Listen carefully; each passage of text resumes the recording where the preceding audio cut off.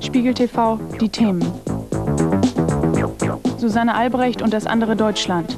Die heile Welt einer weltweit gesuchten Terroristin. Amerika im Tiefkühlfach. Eingefrorene Köpfe für die Ewigkeit. Kampfsport in der DDR. Mit Fäusten gegen die Wiedervereinigung.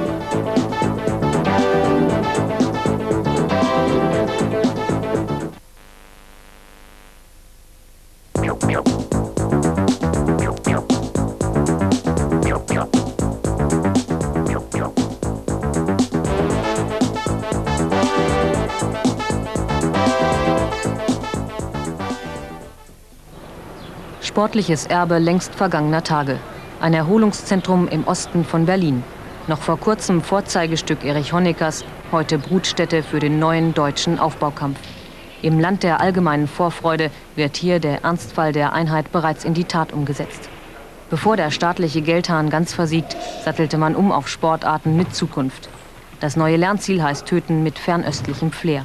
Ninjutsu auf Deutsch, der Kampf mit dem Herzen wird zum herzlosen Zweikampf unter Deutschen.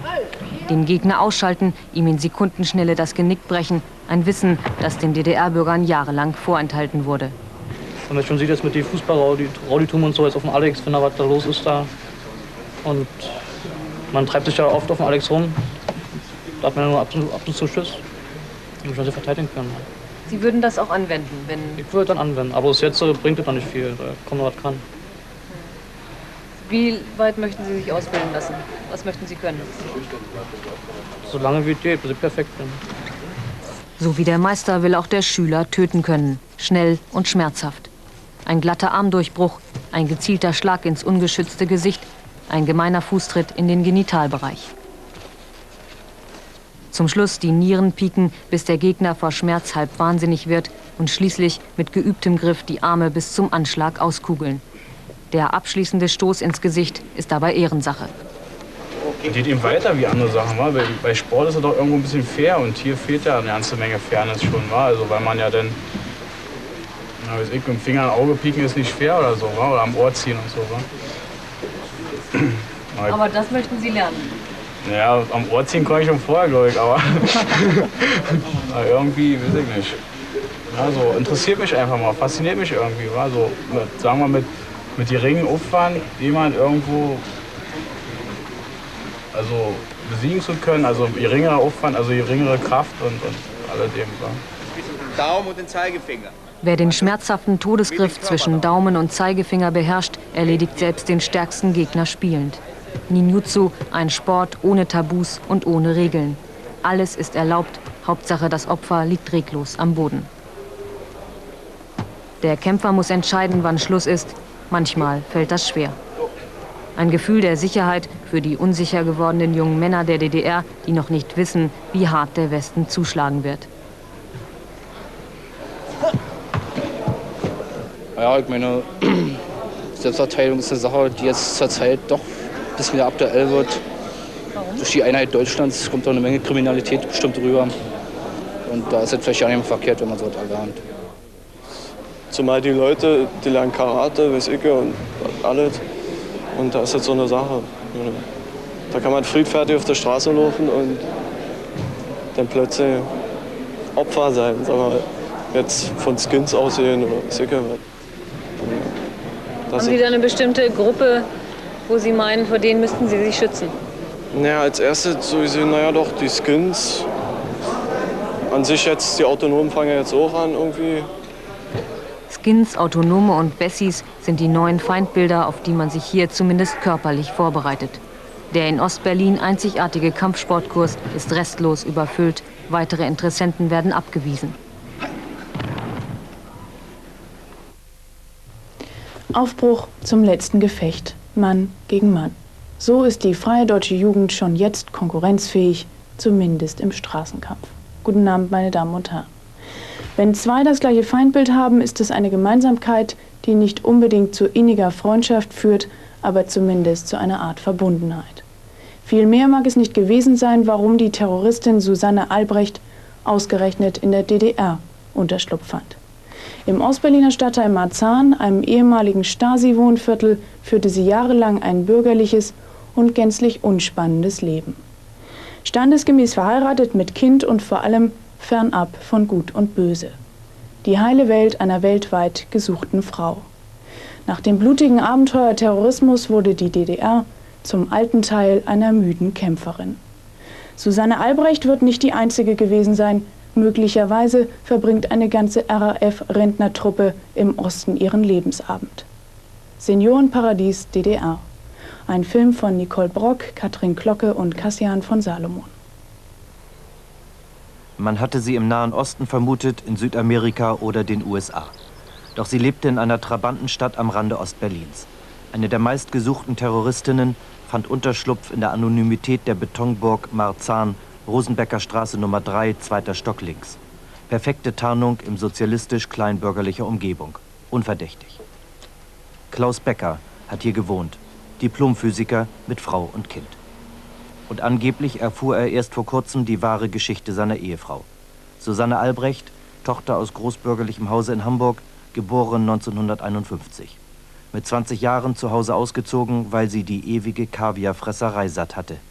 Karriere einer behüteten Bürgertochter. Nach einem kurzen Gastspiel in der Hausbesetzerszene über die sogenannten Folterkomitees in den harten Kern der Roten Armee-Fraktion. Ganz oben auf der Fahndungsliste seit 1977. Und genauso lange gibt es Gerüchte, dass sie sich längst aus dem Terrorismus abgesetzt hatte. Die hat höchstens mal einen Zettel drin, dass irgendwas kaputt war und das wird dann vom Handwerker ganz gemacht. Mehr ist da wirklich nicht. Wir haben da weiter nichts mit zu tun. Und auch beim Einzug nicht? Das ist. Nee, die ist alleine eingezogen. Also müsste ich jetzt in die Unterlagen kicken, wann die damals eingezogen ist. Das weiß ich jetzt auch nicht mehr. So, die Unterlagen über die Schlüsselübergabe war im Sommer 87.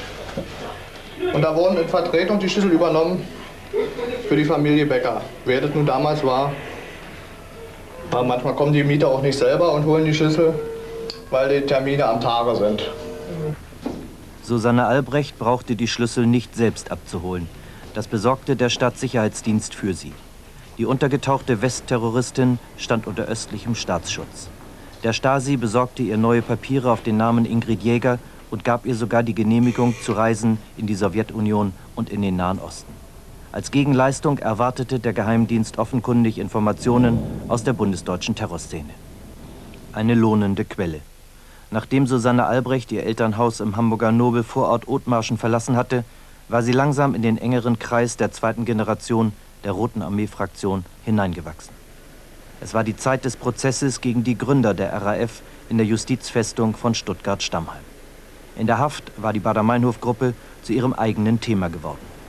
Die angebliche und phasenweise tatsächliche Isolationshaft hatte rund um den verbliebenen harten Kern der Truppe einen Kreis von Sympathisanten produziert, die alles daran setzten, die Stammheimer zu befreien. Ihre Mittel? Zunächst Demonstrationen, dann Anschläge, Mord und Entführungen. In der militanten Hamburger Szene war Susanne Albrecht ständig vom Verfassungsschutz observiert worden. Für sehr gefährlich hielt man sie nicht, denn aus abgehörten Telefonaten wusste man, dass die RAF der, Zitat, dummen Kuh nicht viel zutraute. Doch beim Kampf um die Befreiung der in Stammheim inhaftierten RAF-Kader wurde jeder gebraucht. Im Falle des Bankiers Jürgen Ponto, Chef der Dresdner Bank, nutzte die Gruppe freundschaftliche Beziehungen der Familien auf mörderische Weise schamlos aus. Am 30. Juli 1977 erschien Susanne Albrecht in Begleitung von 2 scheinbar manierlichen, jungen Leuten in der Bankiersvilla in Oberursel im Taunus. Als Jürgen Ponto für die mitgebrachten Blumen eine Vase holen wollte, zog einer der Besucher die Pistole und schoss 5-mal. Die spätere Kommandoerklärung war unterschrieben mit Susanne Albrecht aus einem Kommando der RAF. Das Bundeskriminalamt zählte sie nun zu den 40 gefährlichsten deutschen Terroristen und vermutete sie bei den Palästinensern im Nahen Osten. Der Weg dorthin verlief fast immer über dieselbe Route. Solange es bundesdeutsche Terroristen gab, reisten diese vorwiegend über Berlin-Schönefeld. Ohne westliche Passkontrolle konnten sie die Grenze nach Ostberlin passieren und die DDR-Behörden ließen sie unbehelligt weiterreisen zu den Ausbildungslagern der palästinensischen Freischärler in Jordanien oder dem Libanon. Dort wurden Generationen deutscher Terroristen für den nunmehr 20-jährigen Untergrundkampf ausgebildet. Zurückgekehrt setzten sie bei Banküberfällen, Entführungen und Attentaten um, was sie dort gelernt hatten. So die Bewegung 2. Juni, anarchistische Konkurrenzorganisation zur RAF. Nicht selten wurden die reisenden Terroristen in der DDR kurzzeitig aufgehalten. So zum Beispiel Michael Bommi Baumann. Das haben die mir gesagt, weil ich gesagt habe, hören Sie zu, ich sage hier gar nichts. Ja? Ich brauche eine Versicherung, dass ich nicht ausgeliefert werde an die Bundesrepublik. Ist ja wohl klar, in meiner Lage geht es nicht anders. Daraufhin wurde mir beschieden, dass Frau Meinhof festgehalten worden ist und sofort weitergeschickt worden ist. Da wurde nur festgestellt, es ist Ulrike Meinhof, und dann ging der Transport weiter. Die konnte mit ihrem eigenen Auto weiterfahren. Dann wurde mir gesagt, dass Herr Becker, wie heißt der mit dem Vornamen? Hans-Jürgen Becker, 14 Tage gesessen hat, irgendwelche Aussagen gemacht hat und dann weitergeschickt worden ist. Er soll sogar seine Pistole wiederbekommen haben. Mag sein, ja. In meinem Fall, ich hatte keine Pistole bei, ich hatte auch kein Geld bei, man hat mir Geld gegeben. Ja? Die Stasi hat bei meinem Übertritt nach West-Berlin vorher gefragt, welche Wohnung willst du ansteuern? Die Wohnungen wurden überwacht vom Stasi, die Telefone wurden abgehört. Jetzt mal richtig nachdenken, die Telefone wurden abgehört in den Wohnungen. Die Wohnungen selber wurden überwacht. Und dann hat man gesagt, die Wohnung geht nicht, da bist du gefährdet. Die Wohnung ist la, geh lieber in die und die Wohnung. Dann hat man mir Geld gegeben und mich zum Bahnhof Friedrichstraße gefahren. So tolerierte der Stadtsicherheitsdienst die rege Reisetätigkeit der bundesdeutschen Untergrundkämpfer über das Territorium der DDR, beobachtete die Szene im Westen genauestens und hielt sich ansonsten im Hintergrund. Direkte Hilfe wie Geld, Waffen oder Ausbildung gab es offenbar kaum. Man wollte nur wissen, was lief, und sicherte im Austausch gegen Informationen die Reiseroute nach Nahost. Indirekte Hilfe. Was heißt raushalten in dem Sinne, bei denen Wissen ist ja nicht mehr raushalten. Man kann doch nicht auf der einen Seite über einen Verein total Bescheid wissen und gleichzeitig sagen, ich halte mich da raus. Das heißt, das ist schon eine Art von Unterstützung? In einer gewissen Weise, ja. Und diese Ein- und Ausreisen, wenn man es vorher angemeldet hat, sind auch okay, da ist man nicht mehr verhaftet worden. Und die haben auch mir gesagt danach, wenn du jetzt nochmal durchfährst und wirst wieder verhaftet mit einem falschen Pass, nur noch ein Anruf genügt und du kannst sofort weiterfahren. Die Stasi-Connection läuft, solange es in der Bundesrepublik Terrorismus gibt. Ein Stillhalteabkommen, aus der Sicht des Staatssicherheitsdienstes mit dem Hauptziel, die Terroristen davon abzuhalten, in der DDR Filialen zu eröffnen. Doch die Abschaffung des DDR-Geheimdienstes hat den Status quo verändert. Die schützende Hand der Genossen aus der Abteilung 22 gibt es nicht mehr. So ist die gewendete DDR nicht länger sicherer Reiseweg für Aktive und sicherer Ruheplatz für abgesprungene Terroristen wie Susanne Albrecht. Die DDR und ihre Politiker sind jetzt Ziel für Anschläge. Das wissen auch die Sicherheitsbehörden der DDR. Auffällig verstärkt wurde in den letzten Wochen überall das Polizeiaufgebot. Vor allem, seit aus Stasi- und Armeedepots Waffen und Sprengstoff in großen Mengen geraubt worden sind. Herr Diesel, gibt es in letzter Zeit konkrete Drohungen gegen 3 Politiker der DDR von Seiten der RAF? Nicht nur gegen 3, ich würde sagen gegen 5 bis 6 Politiker. Ob die ernst zu nehmen sind oder nicht, kann ich nicht sagen. Also wir nehmen sie ernst, und ich hoffe, dass sie nicht ernst gemeint sind, weil sie im Prinzip auch meine persönliche Lebenserwartung irgendwie ins Auge gefasst haben. Was sind das für Drohungen? Bombendrohung, Liquidierungsankündigung, Hinrichtungsankündigung und dergleichen. Welche Personen sind betroffen? Die politische Führung in diesem Lande. Sie selbst auch? Ich selber auch, Frau Bergmann-Pohl, Herr de Maizière und andere Ministerkollegen. Die Fahndung nach den Mitgliedern der RAF endet jetzt nicht mehr an der deutsch-deutschen Grenze. Das mörderische Kampfgebiet der RAF ebenfalls nicht. In Amerika bietet nicht nur das Land, sondern mittlerweile auch das Leben unbegrenzte Möglichkeiten. Denn mit dem Tod fängt für einige US-Bürger die Zukunft erst richtig an. Sie lagern in Tiefkühltruhen bei 196 Grad minus und statt Blut fließt flüssiger Stickstoff durch ihre Adern. Allein im sonnigen Kalifornien liegen 14 Menschen mit der Hoffnung auf ein spätes Comeback auf Eis. Tiefgefrorene Überlebenskünstler, die die Endgültigkeit des Todes für ungültig erklärt haben. Anwärter auf die kühlen Liegeplätze im Jenseits gibt es mehr als genug. Voraussetzung sind lediglich $100.000 und ein natürlicher Tod. Viel Geld für geringe Überlebenschancen und trotzdem gibt es Menschen, die bereit sind, noch mehr zu zahlen. Alexander von Wechmar berichtet über einen Mann, der den Selbstmord erwägt, um die Zukunft zu überleben. Amerika, wie es lebt und stirbt.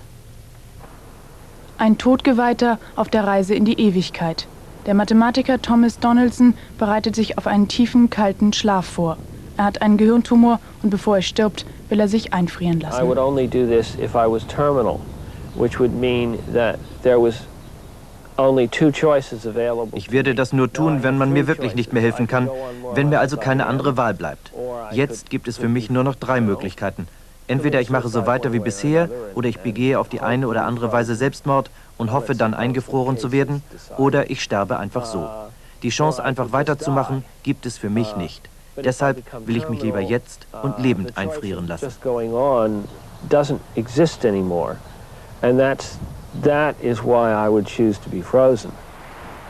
Donaldson hat sich die Firma Alcor in Riverside, Kalifornien, als frostiges Zwischenlager auf dem Weg in die Unsterblichkeit ausgewählt. Dort ruhen bereits 14 Untote, manche als Ganzleichen, andere nur in Form des Kopfes. In ferner Zukunft, so hofften die Gefrorenen zu Lebzeiten, würde man sie auftauen und neu zum Leben erwecken. In einer Tonne Stahl, gefüllt mit flüssigem Stickstoff von minus 196 Grad, warten sie nun auf den jüngsten Tag. Mit dem, was wir Cryonics nennen, sagen wir nur, dass man den Patienten heute nicht helfen kann und dass wir uns, so gut es geht, bemühen, ihn sozusagen in eine Warteschleife zu bringen, bis die Technologie so weit fortgeschritten ist, dass sie den Patienten helfen kann. Ich kann mir nichts vorstellen, was von größerer Ethik ist als unsere Konservierungsmethode. Ein gutes Dutzend Ärzte wird gebraucht, um die sterblichen Überreste tiefkühlfertig zu machen. Donaldson hat sich genau informiert. Zuerst würde man mich narkotisieren. Dann wird meinem Körper systematisch und gleichmäßig alles Blut entzogen und durch eine Art Frostschutzlösung ersetzt. Zur selben Zeit wird mein Körper schnellstmöglich abgekühlt. Ich werde anfangen zu gefrieren. Dann wird man kurzfristig in Trockeneis aufbewahrt und schließlich wird man in flüssigem Stickstoff eingelagert.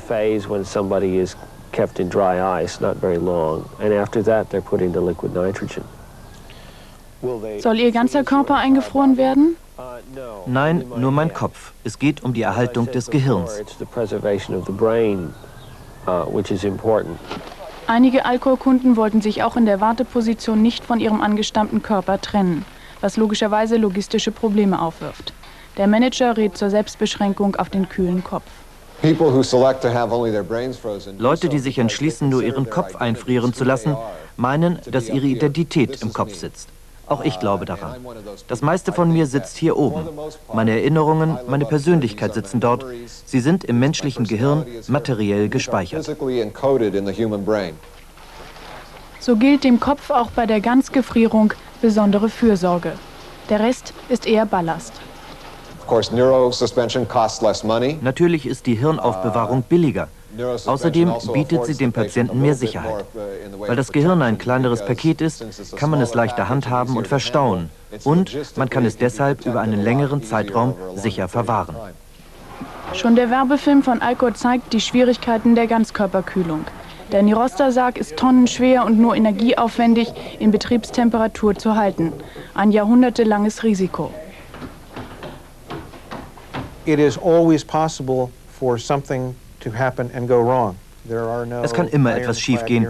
Es gibt keine 100%ige Garantie, dass der Wunsch meines Mandanten, später wieder aufgetaut zu werden, auch erfüllt wird. Es gibt aber ein gleichgelagertes Interesse der Leute, die Alcor betreiben. Sie glauben selbst an das Tiefkühlsystem und arbeiten daran, dass es funktioniert. So kann man ihnen Vertrauen schenken. Die Wahrscheinlichkeit, dass etwas schief geht, ist denkbar gering.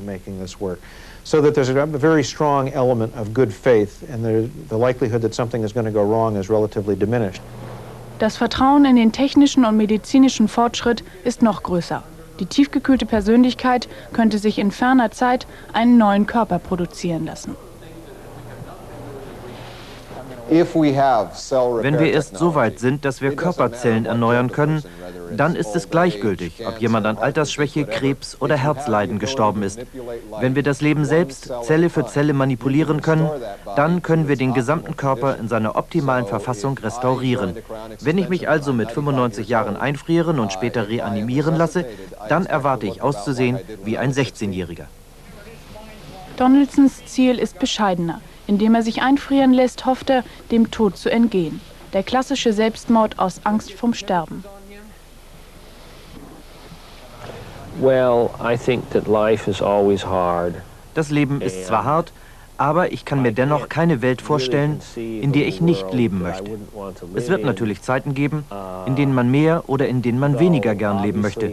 Aber wenn ich in einer ungemütlichen Welt auferstehen würde, müsste ich nur die ganze Prozedur wiederholen. Dann würde ich Tausende von Jahren leben, praktisch ewig.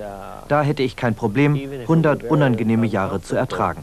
I would know that I could go on forever, or effectively forever, thousands of years. So maybe I would just put up with 100 years of discomfort. Bedingung wäre dafür allerdings eine einigermaßen kontinuierliche Betreuung des Tiefkühlkopfes.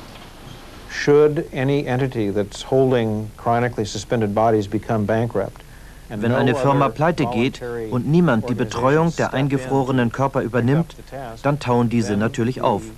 Und damit sind die Chancen auf eine Wiederauferstehung gleich null. Auch der Manager von Alcor mag sich nicht ganz auf die eigene Technik verlassen und baut auf höhere Gewalt. Ich glaube nicht, dass die Seele des Menschen an Zeit und Raum gebunden ist. Es gibt Fälle, in denen junge Leute in kaltem Wasser ertrunken sind und deren Herz aufhörte zu schlagen. Der gegenwärtige Rekord für Atemstillstand liegt bei 66 Minuten. Mit der richtigen Wiederbelebungsmethode hat man sie gerettet. Nach der klassischen Definition waren sie tot. Wo war ihre Seele in diesen 66 Minuten? Ich glaube, wenn Gott diese 66 Minuten bewältigen kann, dann schafft er auch 66 Jahre. Ich würde dem Schöpfer des Universums keine Grenzen setzen. Doch bevor der Schöpfer sein Wunderwerk der Erweckung aus ewigem Eis vollbringen kann, hat es der Mathematiker noch mit den Justizbehörden von Kalifornien zu tun. Sein Versuch, sich lebend einfrieren zu lassen, ist juristisch gesehen Selbstmord und die Beihilfe dazu strafbar. Alcor verweigert zurzeit noch den tödlichen Frostakt. Es sei denn, Donaldsons Anwalt erhält vor Gericht einen juristischen Freifahrtschein ins Jenseits. Kopfüber in den Abgrund der Unsterblichkeit. Dass es nicht nur in den USA, sondern auch in der Elbmetropole Hamburg eiskalte Geschäftemacher gibt, zeigt unser nächster Film. Der Mann, um den es geht, handelt zwar nicht mit abgetrennten Köpfen, aber trotzdem ist das, was er tut, manchmal ziemlich hirnlos. Nikolai Rabels, Spekulant, Jungunternehmer und Sohn eines Staatsrates, ist ein Mann, der sein Geld mit der Wohnungsnot verdient. Ein Yuppie, der seinem Image 100%ig entspricht und seinen Mietern das Leben ebenso konsequent zur Hölle macht. Mittlerweile haben die Hausbesetzer der Hansestadt den 27-Jährigen zum Feind erster Klasse gekürt. Ein Generationskonflikt unter Gleichaltrigen. Claudia Bissinger hat sich zwischen die Fronten gestellt und den Kleinkrieg über sich ergehen lassen. Wenn die Lama lebt und der Boden klebt und der Keller stinkt, wenn der Luftdruck sinkt. Dicke Türen und Gitterfenster beschützen uns vor Vertreibungsgangstern. Und wenn die Bullen kommen, werden sie ausgenommen, gibt die Knarre her, sonst spielen wir Bundeswehr. Denn die Mollys fliegen, dass sich die Balken biegen und die Bullen rennen, weil sie fast schon brennen. Kaffee trinken, aus dem Fenster winken und die Bombe bombt, wenn der Rabels kommt. Das letzte Halali für einen leidenschaftlichen Jäger und seinen treuen Begleiter. Der Makler und Hausbesitzer Nikolai Rabels bietet für die hanseatischen Autonomen alles, was ein Feindbild braucht. Als Sohn eines Staatsrates wurde er schon in jungen Jahren zum berüchtigsten Spekulanten oberhalb der Elbe. Seit seinem 23. Lebensjahr kauft er alles, was er kriegen kann, solange Geld und Gier reichen. Eine Hetzjagd nach Reichtum und Ansehen für einen Mann, der nie etwas anderes wollte. Nach der Lehre wollte ich gerne mit Häusern zu tun haben, mit Geschäften, die einen großen Finanzrahmen haben und dann auch sehr erfolgsabhängig sind. Denn in einer normalen Firma sitzt man für sein monatliches Gehalt und ganz egal, ob man gut verkauft oder schlecht verkauft, das Gehalt bleibt das gleiche. Das ist bei den Maklern anders. Dort wird Erfolg wirklich auch belohnt, denn wenn man Häuser verkauft, dann gibt es also sehr ordentliche Cottage. Eine Rechnung, die seit kurzem nicht mehr aufgeht. Die neuen Mieter sind autonom und zahlen gar nichts. Stattdessen füttern sie ihren geprellten Miethai mit Kadaver aus der Mülltonne. Das sind Geburtstagsgrüße meiner Hausbewohner. Auf dem Auto ist eine tote Katze und eine tote Möwe festgebunden. Und das hier sind Bilder von bewohnten Wohnungen. Hier sieht man die Barrikadenmaßnahmen. Diese Toilette ist 2 Jahre alt und hat mich ca. 500 Mark gekostet. Hier sieht man eine Treppenhausbarrikade. Das ist ein Chaotenwohnzimmer. Die gute Stube der Chaoten liegt mitten im alternativen Wohnviertel an der Marktstraße. Eine Gegend in der Hand von Besitzlosen und im Blickfeld von besessenen Spekulanten. Bisher regierte hier die autonome Szene und nicht das Geld. Jetzt soll alles anders werden. Makler Rabels will seine Häuser zurückerobern und eröffnet den Krieg gegen 20 Hausbesetzer mit Hilfe von 300 Schaften Polizei. Wasser, Marsch für ein Wohnobjekt mit Zukunft. Die alternative Vergangenheit wird mit 10.000 Litern Flüssigkeit weggefegt. Mit ihr die Parolen für ein freies Leben. Am Rande der Schlacht steht der Feldherr, hin und her gerissen zwischen Angst und Befriedigung. Ein Yuppie, der den Krieg wollte und den Sieg dazu.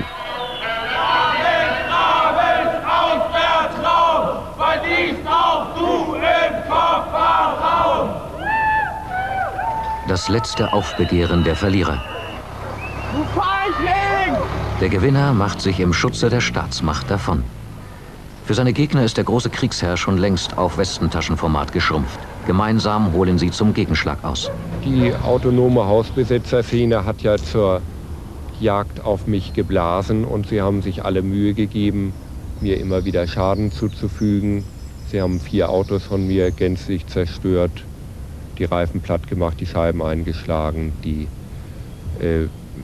das Auto mit Buttersäure vollgeschmissen und haben sich schon sehr Mühe gegeben. Nach dem Rausschmiss durch die Polizei mussten die Vertriebenen aus der Marktstraße kurzfristig auf andere Quartiere ausweichen. Zurzeit ist diese Wohnung in der Schanzenstraße das neue Domizil. Solange, bis sie ihre alte Heimat zurückgewonnen haben. Rabels Haus und sonst keins. Er hat bei der ganzen Angelegenheit irgendwie seinen Bestätigungsdrang versucht zu befriedigen und seine psychische Krankheit irgendwie versucht auszuleben oder so, würde ich sagen.